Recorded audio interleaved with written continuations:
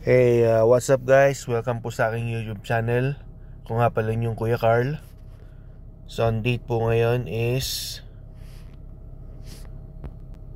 March 13, 2025. So, ngayon po guys, gagawin po natin yung aking portfolio update. Saka, re-reviewin po natin yung distribution ng Group D ng Yieldmax ETFs. So, tingnan po natin yung schedule ngayon.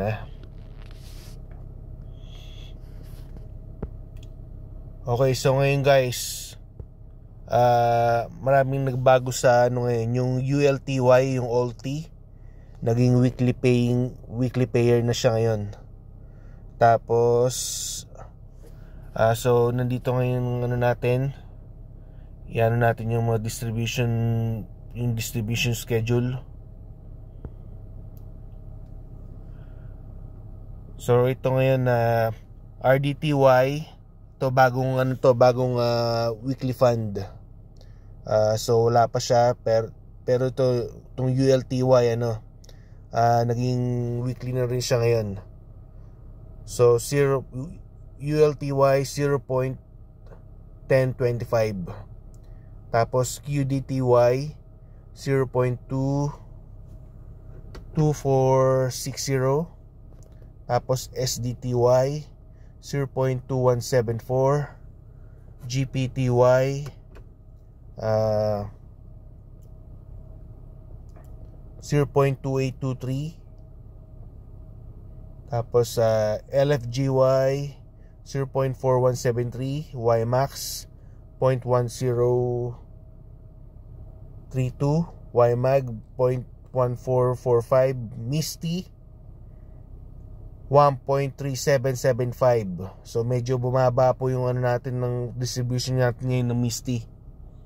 Tapos YQQQ 0.4480. AMC 0.4177. APLI 0.3448. AIYY 0.3221.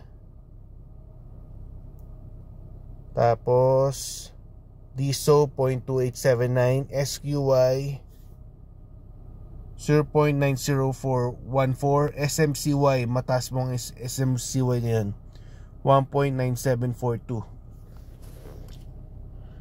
So tingnan natin yung aking Wealthsimple account ngayon.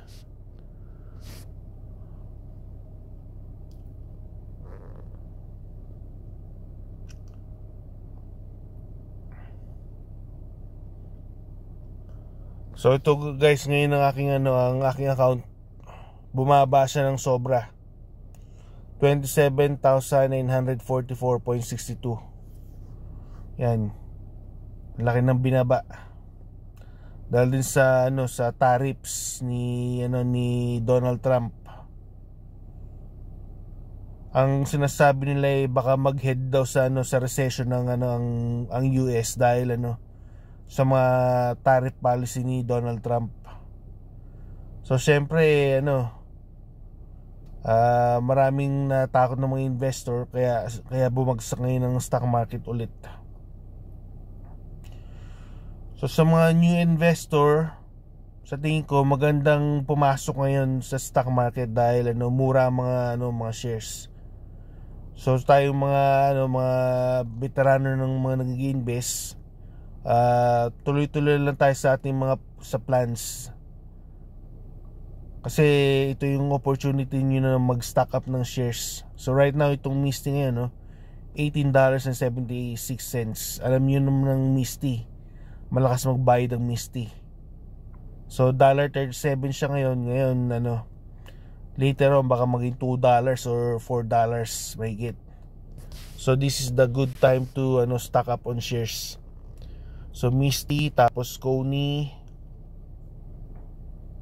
Yan mo naman yung price ng mga natin, ng mga main stock $8.50 Kony. Tapos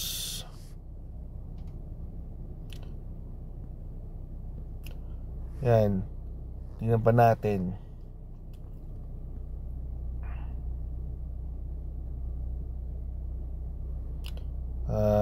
NBDY, tingnan natin.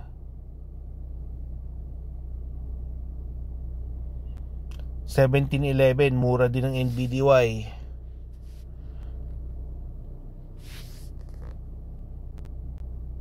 Daming mga murang ETF guys, stocks. Tapos Tesla, magkano yung Tesla ngayon?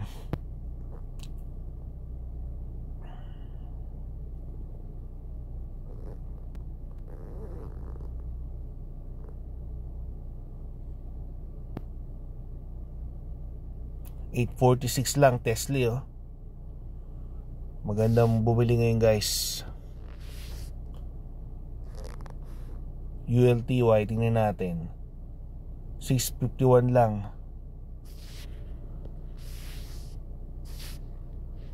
Tapos tingnan natin ngayon yung aking margin account. Yun ang tinitingnan ko talaga eh.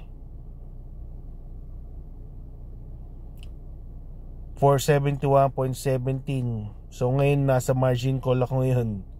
Bumagsak na yung yung stocks eh. So yun lang guys ang ang inano ko dito, nag 50% leverage na ako dito, pero buti maliit lang yung nung margin call ko, 24.43. Pero maraming mga ngayon, yung mga tao ngayon na naka margin call ngayon kasi sobra sila nag over leverage. Kaya medyo delikado rin pala pagka sobra kang leverage sa margin. Kailangan mga at least mga 10 to 30% lang siguro. Huwag ka masyado mag-margin ng nung masyado mataas na 100%.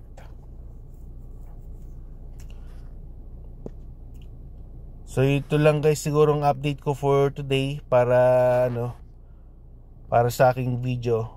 And then I hope na I'll see you again on my next video, and take care guys. Have a good day. God bless. Bye.